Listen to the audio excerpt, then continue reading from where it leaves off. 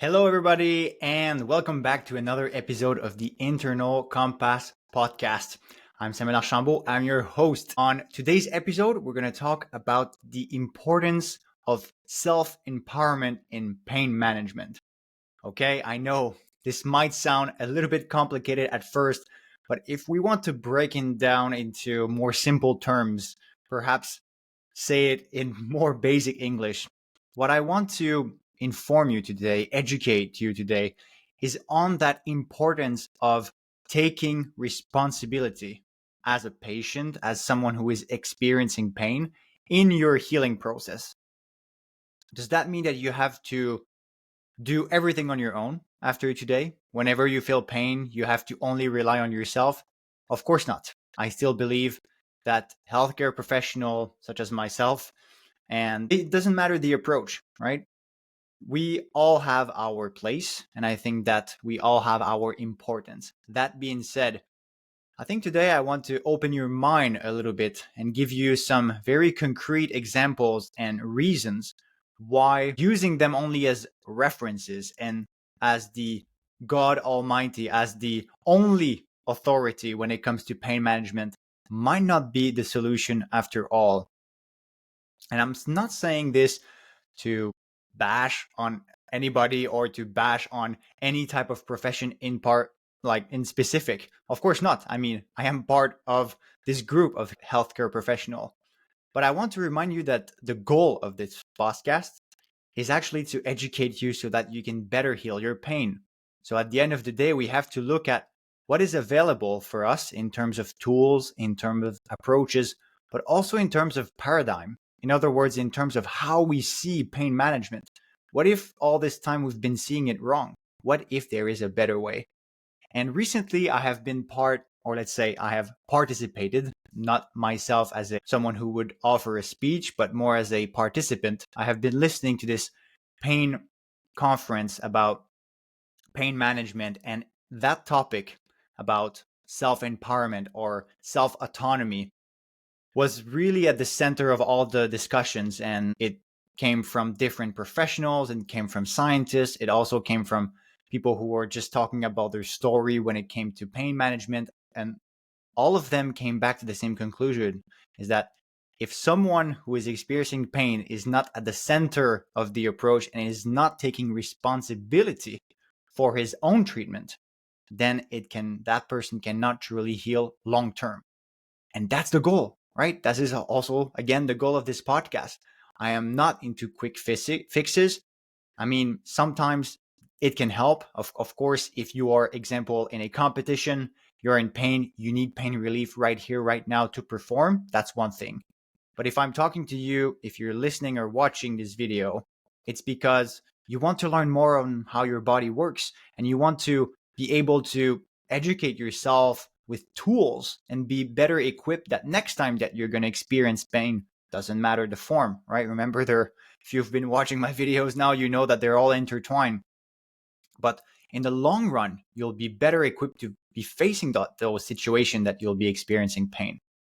So let's start with the first reason, or my first argument, when it comes to putting the responsibility in the hands of the person who is experiencing pain as like the first thing to do and should it be the center of attention when it comes to the healing process.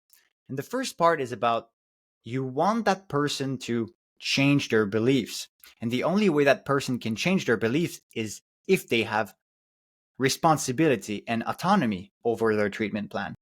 Because think about it this way.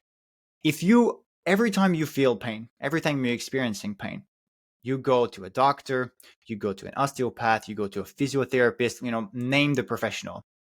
Then in your head, that means that when you have pain, the only person that can help it is a healthcare professional. And stick with me here, because at the end, I want to maybe talk about what should be, in my humble opinion, the role of us healthcare professional.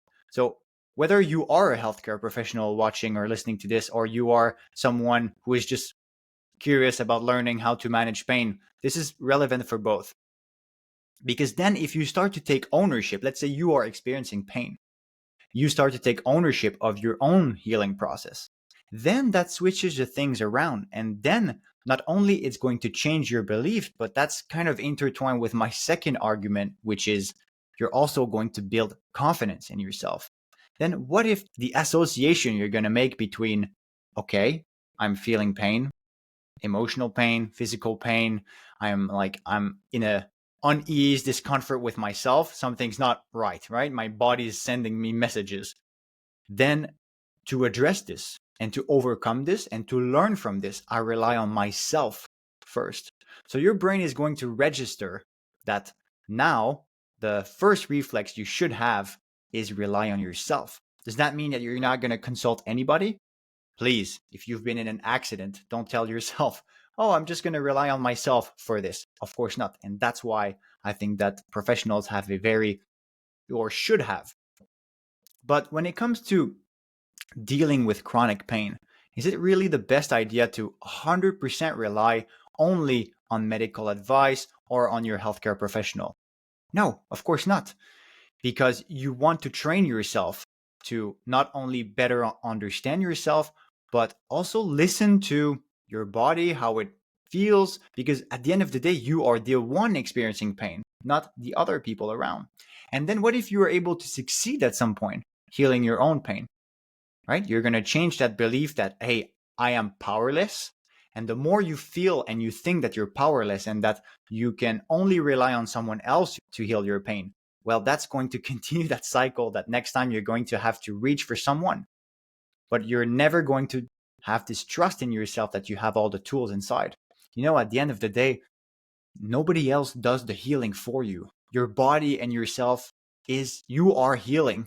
Maybe people are going to help you, are going to give you medication, are going to give you some techniques, some strategies. At the end of the day, you're the one who's healing. Nobody else kind of gets into your body, changing biological processes and putting some new positive thoughts in your head and changing your belief. No, you are doing all that. So why not rely on yourself first and then surround yourself with people who can better guide you? And my second argument is about that confidence. What do you think it's going to do if you're able to notice and recognize yourself? Hey, I've been now building evidence that I can better coach and help myself and go through that healing process myself. And I've come out of there better. And the more you'll do it, the more you'll build that kind of base of evidence. And the more you'll be able to trust yourself that, hey, last time when I felt like this, I knew it was X, Y, whatever the reason, but you'll be able to better notice those little specific details of not only how you feel, but also why, where does that point you to? Remember, pain is a message. So the more you're able to rely on your internal cues and why you feel this pain, the more you'll be alert and you'll trust also in those feelings. So those are two things, right? Being yourself at the center and trusting yourself and being self-empowered not only changes your belief, which is needed because at the end of the day, you are the only person that will forever be there for you, right? Maybe that one doctor that you go see goes away. Maybe that one physio, osteo, chiro, doesn't matter.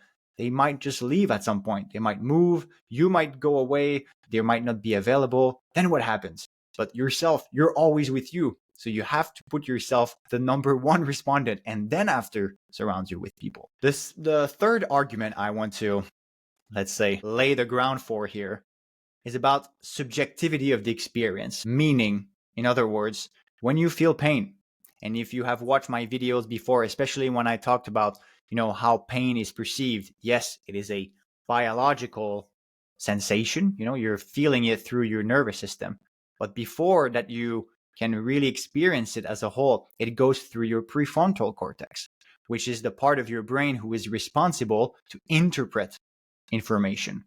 So that means that your pain, how you experience it in your body, is going to be unique, not different and in a category. It's going to be unique compared to anybody else. That means, imagine as a healthcare professional, that's a challenge I have to face myself when I'm seeing patients or clients, is that whenever those people are telling me how they feel, I can only try to conceptualize that in my head and try to kind of imagine it in my body. How would it feel? But at the end of the day, I don't know. I don't know how my patients feel. I have no idea because I'm not in their body. That's like impossible. So pain is a subjective process. It's a subjective experience, meaning the treatment and the healing process should also be, let's say, relied on the person who's experiencing the pain. Wouldn't you agree? Imagine if someone else would be living something very unique, example, a grief. You have not felt that exact grief. Or let's say someone is feeling oppression because of their race or their gender, and you're not into that category. Someone comes to you and say, yeah, I've been feeling racism because I'm Asian, for example. I'm taking a random example. Well, you're not Asian. Then how are you going to be able to relate? You can try to think about it and conceptualize it rationally, but you're never going to be able to really feel the whole experience of how is it to be marginalized, how is it to be living this racism. Well, pain is the same thing. You can explain to someone else like, I'm feeling that kind of pain, and put very specific words, but at the end of the day, remember that pain is not only physiological, so how you feel it like through your nervous system, but it has this belief component, this psychological, emotional component, and all the social component around it, meaning that how is pain perceived in your environment, how you perceive it in your environment, who's surrounding you, that maybe can have an influence also of how you perceive pain. So all of those things always makes a very unique combination. So in that sense, it's normal that we should put yourself as the leader of your healing process, because you're the person who is best equipped to know exactly what to do if you have been feeling that subjectivity, that unique pain. And again, does that mean that you should be having all the tools, all the knowledge, and all the processes on the tips of your fingers? No. Now you can see me coming already. That's the role of our healthcare professional, right? You don't have to maybe know all the tools, but maybe you should be able to take those tools and adapt it to you. You should be using those tools to your own condition. And that's the role of your healthcare professional, to help you adapt it to you. But at the end of the day, if you don't use those tools for yourself and you're not the leader of that in your healing process, nobody else is going to do it for you. Your doctor, your osteopath, your nutritionist, they're not going to put the pill in your mouth. They're not going to make you go to sleep earlier. They're not going to make yourself a healthy meal. You have to do all that. You have to do all that. And I know that sometimes it's hard to hear. And trust me, I know exactly what it means, because this also shakes my entire profession. A lot of what I do is, manual therapy. That's another argument that I have. So now if we continue on that fourth argument, which is to deconstruct a little bit this kind of a belief system around someone coming from the outside fixing something. A lot of people that come to see me in osteopathy thinks that I'm fixing something. You know what? The reality is I'm not fixing anything. People are fixing themselves. I'm creating space to maybe allow, I'm doing techniques so that the body can restore itself, but I'm not doing anything. I would never be pretentious enough to say that, oh yeah, because of my hands, because of my techniques, I have like allowed those processes. Those things are way above my pay grade. And I could not do that. No way. And if I continue on this a little bit, maybe you can now understand that kind of concept where people come and see me, I do a manual therapy treatment, also kind of teaches the fact that people should be relying on manual therapy for healing, which is not the case. And that's kind of hard to switch in terms of paradigm with my clients, is that I need to put them in the driver's seat, right? So if you're experiencing pain and you decide to go for a massage, for a physiotherapy treatment, for an osteopathy treatment, for a chiropractic treatment, all of those things have great benefits. But at the end of the day, they're not the golden solution. They might be supporting you in your healing process, but you have to understand that if you're not taking charge of your existence, your process into the healing, then again, you'll have to come back always to this. And I'm telling you, those beliefs that we have around, hey, I need to go to see my osteopath because he's going to fix something. This has profound effect of how you're going to perceive pain. What if instead you start to see this as a tool to connect with someone, to be more aware of your body, to better understand your pain. So see, manual therapy has its place. I'm not saying that what I do doesn't, it's going against the healing process. No, it has its place, but maybe it has to be done a little bit differently. And that's kind of a shared responsibility between yourself, what you're going to take out of this experience, but also what your healthcare professional teaches you out of this. Because that would also be on me if I would say, you absolutely need my services all the time. And I know some professionals who do that because unfortunately it's their business and that's how they live and that's how they make money. But it goes against the healing process. It goes against this whole concept that you should be in the driver's seat, because then it puts that into your head. So I'm telling you right now, if you're going through this motion, stop and ask your healthcare professional to explain to you what he's doing and how to kind of equip yourself in the long run. And if he's not willing to do that, she or he tells you that you have to come back all the time, well, maybe it's time to change and seek help from someone else who actually wants your health and actually wants your good and not only your money. So that's a bit sad, but it can be the reality. The last one I want to cover is the individuality of the response, meaning that every treatment or any treatment is going to have an individual effect on you. I can tell someone to do that kind of an exercise. I can tell someone to change their sleeping habit. I can tell someone to go more outside to have more sunlight. Everybody is going to answer differently to those. So again, I'm not saying not to do those things. They are all proven, and over a large population, most of the effect seems to be positive, right? Science is never a 100% zero error margin process. Of course not. Science is, the whole process is to challenge itself all the time. But we know that some tools for healing are better. Of course, if you eat closer to natural food and minimally processed food, you sleep good, you drink a lot of water, you exercise daily, all of those things, they're pretty, straightforward, but they're good for so many things, and so are they for pain management. So of course, I'm going to recommend those to my clients. Of course, I'm going to try to adapt them to their reality. But at the end of the day, you yourself, you know how you feel. For me, I tell you, you absolutely need to do this one sport. There was a study that came out. It looked at pretty much the longevity of athletes and saw that basically the sports that were the people that were practicing some specific sports were living longer, like people who were playing racket sports, because of the speed component, right? I would be a fool to tell you, okay, from now on, you want to live longer, well, play tennis. That's the only sport you got to play because it ranked the first one. Well, what if you hate tennis? What if I tell you to do that, you start hating sports and then you don't do any of it at all? That doesn't make any sense.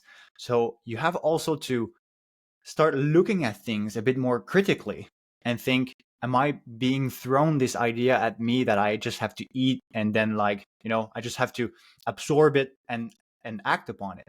No, it's okay also to look at this and say, hey, is this really fine for me? Does that resonate with me? Is this going to work?